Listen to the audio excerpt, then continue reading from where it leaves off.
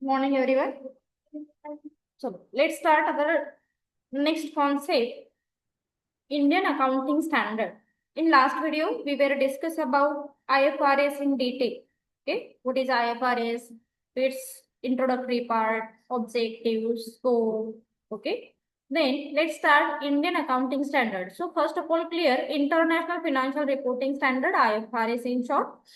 So IFRS refers to the standard to be applied for the reporting of financial statement. जसं आपण सांगितलं की हे कशासाठी चालू आहे, reporting of financial statement. Same असावं. These lay down the standard of reporting, presentation, carrying amount, disclosure of financial statement या सगळ्यासाठी आपण हे काय करणार आहोत तर अकाउंटिंग स्टँडर्ड यूज करणार आहोत.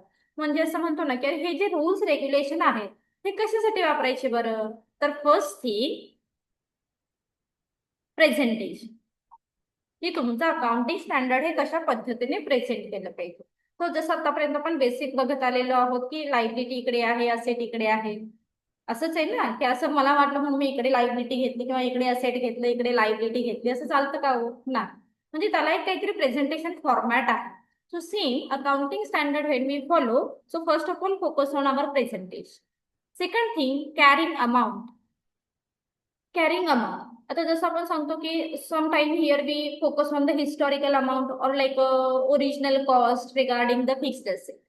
तर फिक्स्ड असेट वरती आपण डेप्रिसिएशन कॅल्क्युलेट करतो, त्याला काही मेथड्स अप्लाय करतो. मग त्या कॅरिंग कॉस्ट तुमच्या कशा असाव्यात याच्यासाठी इंटरनॅशनल अकाउंटिंग स्टँडर्ड मध्ये काही रूल्स आहेत किंवा इंडियन अकाउंटिंग स्टँडर्ड मध्ये रूल्स आहेत, ते तुम्हाला फॉलो करावे लागतात. Then and see disclosure of financial statement, overall कशा पद्धतीने तुमचं फिनान्शियल स्टेटमेंट डिस्क्लोज करायचं याच्यासाठी आपण इंडियन अकाउंटिंग स्टँडर्ड और इंटरनॅशनल अकाउंटिंग स्टँडर्ड काय करणार आहोत तर अप्लाय करणार आहोत. So these are reference to Indian accounting standard on same topic issued till date 13 IFRS are issued. म्हणजे आधीचे जे इंडियन अकाउंटिंग स्टँडर्ड आहेत त्यांच्या आधारे आपण आतापर्यंत काय केलेले आहेत 13 IFRS इश्यू केलेले आहेत. सो बघूया, आता इकडे दिलेले आहेत इंडियन अकाउंटिंग स्टँडर्ड आणि त्याच्या पद्धतीने त्याचं क्लासिफिकेशन थोडंसं कन्वर्ट केलेले आहे. So corresponding conversion into the accounting standard. आणि इकडे आहे IFRS. आपल्याला बघायचं आहे ते इंडियन अकाउंटिंग स्टँडर्ड फार लक्षात ठेवायची गरज नाही.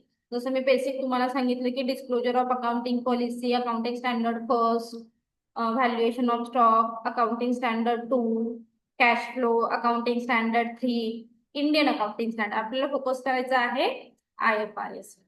ओके, सो बघा काय आहे IFRS. आता इकडे कन्वर्ट केलेले इंडियन अकाउंटिंग स्टँडर्ड दिलेले आहेत, बट ह्या गोष्टी फार महत्वाच्या आहेत इकडच्या. Indian accounting sorry IFRS first time adoption of IFRS 2 share based payment, then IFRS 3 business combination. Then याच्यासाठी इंडियन अकाउंटिंग स्टँडर्ड कोणता अप्लाय होता याच्यावरती पण क्वेश्चन विचारले जाऊ शकतो. आता फर्स्ट टाइम अडॉप्शन केला तेव्हा आपण इंडियन अकाउंटिंग स्टँडर्ड 101, आता हे सगळे 100च्या पुढचे आहे. ठीक आहे, पेमेंटसाठी आपण 102 यूज करत होतो, 3 बिझनेस कॉम्बिनेशन साठी 3 यूज करत होतो, 4 इन्शुरन्स कॉन्ट्रॅक्ट साठी 104 यूज करत होतो. Then IFRS 5 non current asset held for sale and discounting operation साठी 5 यूज करत होतो, इकडे पण 105 आहे. देन 6 आहे exploration for and evaluation of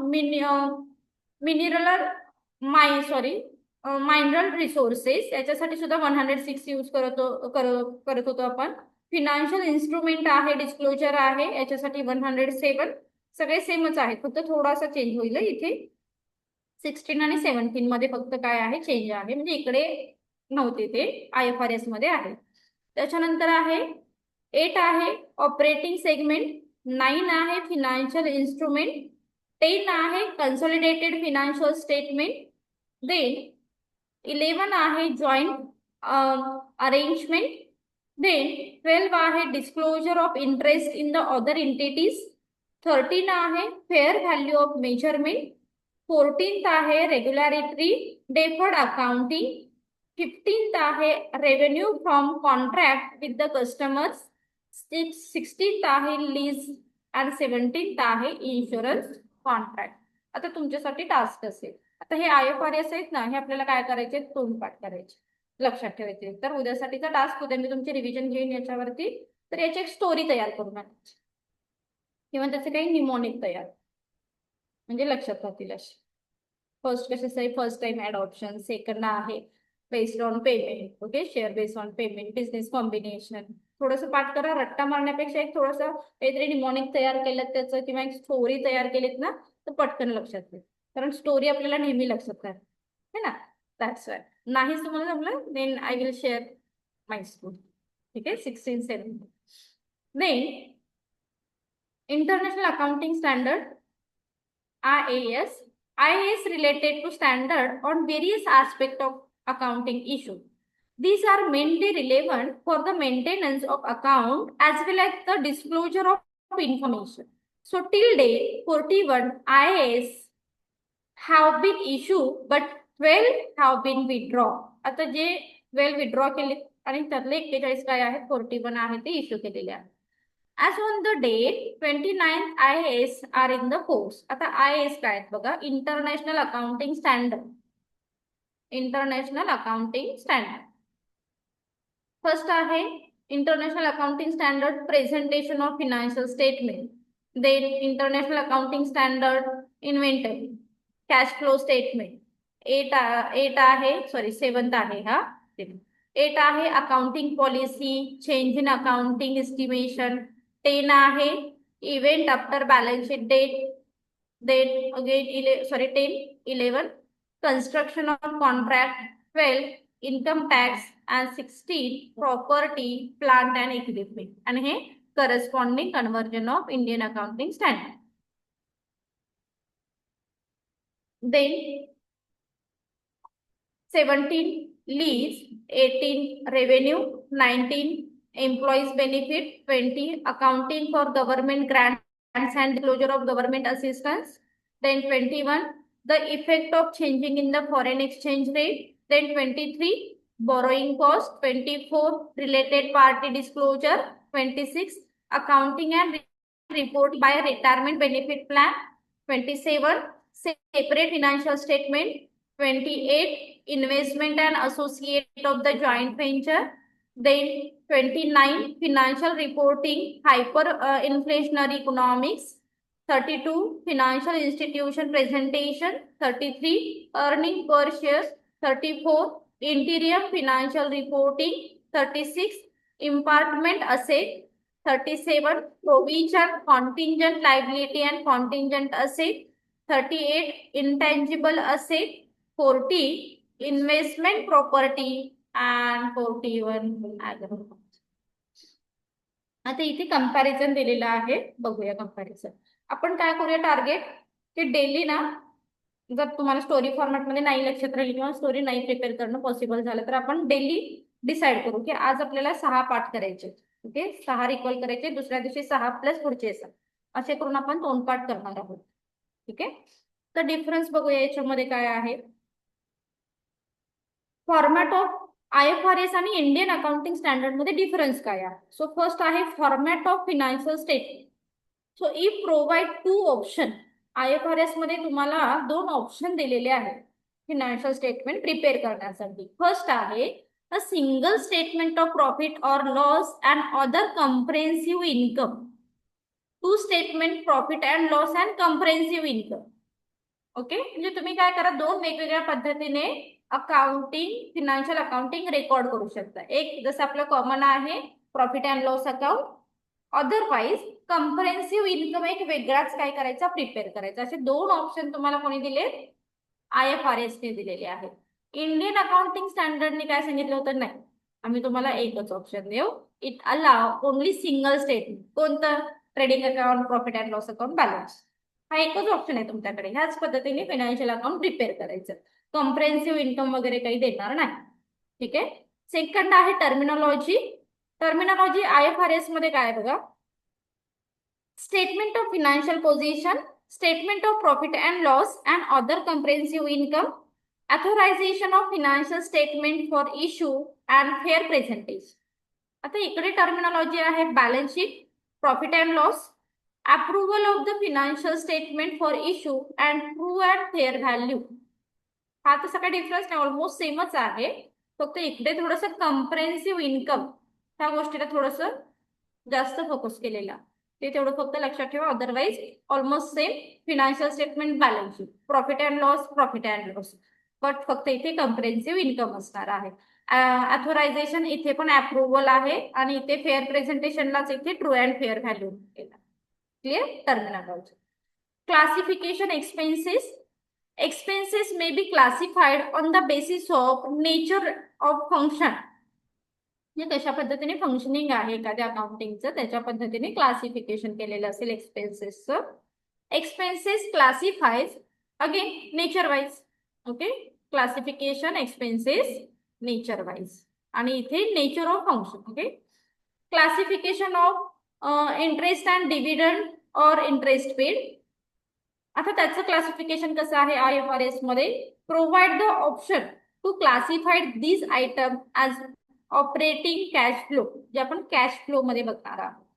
तर डिव्हिडंड आहे, इंटरेस्ट आहे, तो कशा पद्धतीने रेकॉर्ड करायचा, कुठे रेकॉर्ड करायचा, याच्यासाठी काही फॉर्मॅट दिलेला आहे IFRS मध्ये.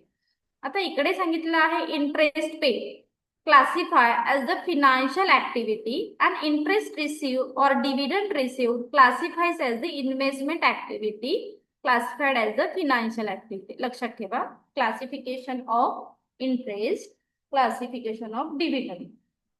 थोडक्यात काय सांगायचंय, कॅश फ्लो तुम्हाला आधी कुठे झालंय का? नाही, कॅश फ्लो ना मॅनेजमेंट अकाउंटिंगचा पार्ट आहे. मॅनेजमेंट अकाउंटिंग मध्ये पण झालं, मॅनेजमेंट अकाउंटिंग मध्ये होतं. हा हा, आणि हा, तर तिथे ना क्लासिफिकेशन बेसिकली कॅश फ्लोचं कसं असतं, ऑपरेटिंग ऍक्टिव्हिटी, फिनान्शियल ऍक्टिव्हिटी आणि इन्व्हेस्टमेंट ऍक्टिव्हिटी, अशा 3 ऍक्टिव्हिटी मध्ये तुम्हाला काय करायचं असतं, तर फायनल अकाउंट क्लासिफाईड करायचं असतं. ओके, तर IFRS काय सांगतं, आम्ही एकच तुम्हाला हेडिंग देऊ. कोणतं? Operating cash flow. Operating cash flow त्या हेडिंगच्या अंडर तुम्हाला dividend receive, dividend paid, interest receive, interest paid record करायचं. इंडियन अकाउंटिंग स्टँडर्ड सांगता आम्ही तुम्हाला 3 हेडिंग देऊ. ओके, एक आहे इन्व्हेस्टमेंट ऍक्टिव्हिटी, त्याच्यानंतर आहे ऑपरेटिंग ऍक्टिव्हिटी आणि फिनान्शियल ऍक्टिव्हिटी, अशा 3 असणार आहे. मग त्याच्यामध्ये जे काही तुमचं स्पेसिफिकेशन आहे ते त्या पद्धतीने रेकॉर्ड, त्याला classification of dividend and classification of interest असं म्हणतोय. आलं लक्षात? Next, dividend paid classified as the item of operating activity. IFRS मध्ये सांगितलंय डिव्हिडंड पेड असेल कंपल्सरी ऑपरेटिंग ऍक्टिव्हिटी मध्ये टाका. इंडियन अकाउंटिंग स्टँडर्ड सांगतं डिव्हिडंड पेड केलाय तर तो फिनान्शियल ऍक्टिव्हिटी मध्ये दाखवा. डिफरन्स लक्षात राहू दे. इंटिरियम स्टेटमेंट कुठे दाखवायचं? IFRS सांगतायत provide for preparation of report in the specified frequency. Specified frequency prepare करणं महत्वाचं आहे. इंडियन अकाउंटिंग स्टँडर्ड सांगतं इंटिरियम स्टेटमेंट असेल तर govern by relevant law and not by accounting standard. थोडक्यात लक्षात आलं का? इंटिरियम स्टेटमेंट असेल तर इंटिरियम स्टेटमेंटसाठी IFRS सांगतं की तुम्ही स्पेसिफिक फ्रिक्वेन्सी प्रिपेअर करा आणि काय करा, रिपोर्ट तयार करा. IFRS च्या अंडर IFRS चा रूल तिथे अप्लाय करा. इंडियन अकाउंटिंग स्टँडर्ड सांगतं की इंडियन अकाउंटिंग स्टँडर्डचा रूल अप्लाय होणार नाही. तिथे तुम्ही जो रिलेव्हंट लॉ आहे इंटिरियमचा तो तुम्हाला अप्लाय करा. Are you getting? लक्षात येते ना मी काय सांगते? इन्व्हेंटरी. इन्व्हेंटरी कुठे रेकॉर्ड करायची असं सांगितले IFRS ने. Recognise as a expenses during the period. Inventory म्हणजे काय? स्टॉक. ओके, सो स्टॉक कधी रेकॉर्ड कराल? जेव्हा रेकॉग्नाइज होईल. Recognise as a expenses during the period. No option provided to present and analysis of expenses. So इथे कोणता option नाही दिलेला तुम्हाला Indian accounting standard. Measurement option provide both the cost model and fair value model for measurement of investment properties. आता IFRS मध्ये तुम्हाला 2 model दिलेत एखादी गोष्ट मेजर करण्यासाठी. त्याच्यामध्ये सांगितलंय कॉस्ट मॉडेल यूज करा तुम्ही किंवा फेअर व्हॅल्यू मॉडेल काय करा यूज करा and we can measure our asset and liabilities valuation. Okay, but इथे it permit only cost model. Indian accounting standard मध्ये सांगितलं नाही, जे काही तुमच्या असेटची व्हॅल्यू असेल त्या असेटची व्हॅल्यू आम्ही कशी डिसाईड करू, त्याच्या कॉस्टवर. ओके, फॉर एक्झाम्पल जसं एखादी वस्तू परचेस केली तर त्या वस्तूची पर्चेसिंग प्राइस काय आहे त्याच्यावरून त्याची व्हॅल्यू आम्ही डिसाईड. आता इकडे काय सांगतायत, इकडे सांगतायत कॉस्ट तर असणारच आहे, बट तुम्ही फेअर व्हॅल्यू सुद्धा काय करा त्याची कन्सिडर. जसं सेम आता जसं आपण सांगतो ना की आधीचा 1 रुपया आताचे 100 रुपये असे आपण क्लासिफिकेशन करतो, तर ते क्लासिफिकेशन पण मस्ट आहे. IFRS सांगते की त्याची फेअर व्हॅल्यू बघा आताची काय आहे आणि इंडियन सांगते कॉस्ट. कॉस्ट ना म्हणा. Exchange difference, no guidance is provided on adjustment of exchange difference. Exchange difference काही असेल तर त्याला काही कोणत्याही गाईडलाईन दिलेल्या नाहीत IFRS मध्ये. It is regarded as the adjustment of the interest cost. Again interest cost वरून याचं क्लासिफिकेशन असेल. Measurement of non monetary government grants, measurement at fair value at nominal value and measurement of such a grant at a fair value. Only fair value. इथे फक्त only fair value असणार आहे, non monetary government grants. Presentation of excise duty in the profit and loss, no provision. कोणत्याही पद्धतीची जर exercise duty असेल तर profit and loss मध्ये कोणतीही प्रोव्हिजन नाही. आणि इथे प्रोव्हिजन आहे, provision to show the statement of profit and loss account. Okay, applicability of standard, specify the situation where the standard is applicable. जसं सांगितलं गरज असेल तर IFRS अप्लाय करायचं.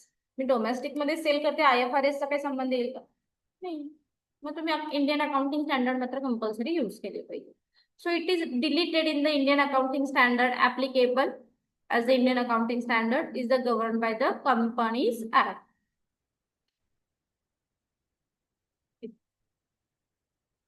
Option to apply fair value hedge. So provide option to apply requirement of fair value hedge. Does not provide for such a option.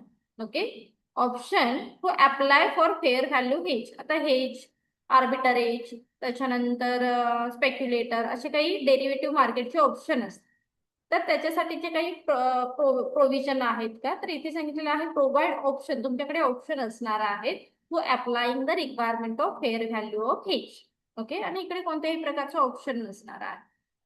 Separate financial statement, require to disclose the reason for preparation of separate financial statement if not required by law. Okay, जर law मध्ये काही requirement नसेल तरी पण आम्ही काय करू, इथे सेपरेट फिनान्शियल अकाउंट ड्रॉ करू आणि त्याचं रिझन पण प्रिपेअर. इथे सांगतोय आपण the company act mandate prepare the separate financial statement. इथे सेपरेटली फिनान्शियल स्टेटमेंट ड्रॉ केलं जाईल कारण कंपनीच्या ऍक्ट मध्ये ते मॅन्डेटरी आहे. Equity method for measurement gives option to use equity method to account for investment in subsidiary. तर इथे तुम्हाला ऑप्शन असणार आहेत. ओके, गिव्ह ऑप्शन आणि इथे नो ऑप्शन. इक्विटी रेकॉर्ड करायचं, इक्विटी मेजर करायचा कोणताही ऑप्शन इथे दिलेला नाही. Business combination under common control, so exclude from its scope business combination of entities under common control. Exclude from its scope business combination of entities under common control, and business combination under common control shall be accounted using pooling of the interest method. आता इथे लक्षात ठेवा, इथे pooling एक method आहे, ते काय केली जाईल, यूज केली. Is it clear difference? तर नेक्स्ट लेक्चरला आपण comparison between IFRS, Indian accounting standard and accounting standard. Okay, chartered accounting standard हे नेक्स्ट लेक्चरला कंटिन्यू करू. थँक्यू.